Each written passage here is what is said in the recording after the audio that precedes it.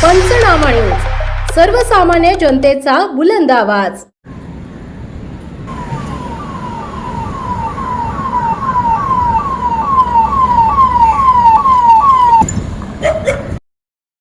चिंचपाडा परिसरात दुचाकींची समोरासमोर धडक, दोघे जखमी।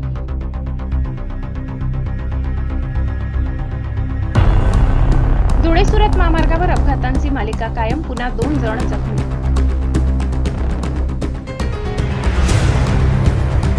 नवापूर तालुक्यातील धुळे सुरत महामार्गावर चिंचपाडा परिसरात 2 दुचाकींची समोरासमोर भीषण धडक होऊन अपघात झाला।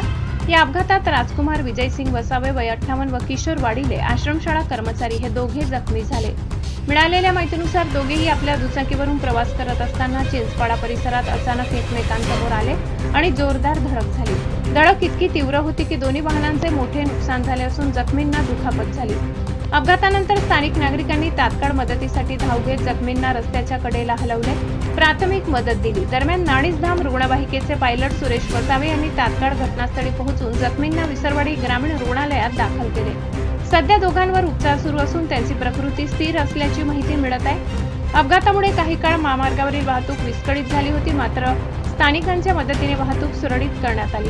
दरम्यान या मार्गावर वारंवार अपघात घडत असल्याने वाहन चालकांनी अधिक दक्षता बाळगण्याची गरज व्यक्त केली जात आहे। विशेषतः रात्रीच्या वेळी तसेच वर्दळीच्या वेळेत वेगावर नियंत्रण ठेवणे आणि वाहतूक नियमांचे पालन करणे आवश्यक असल्याचे नागरिकांकडून सांगितले जात आहे। अपघाताचे नेमके कारण अद्याप समोर आले नसून पोलिसांकडून पुढील तपास सुरू आहे।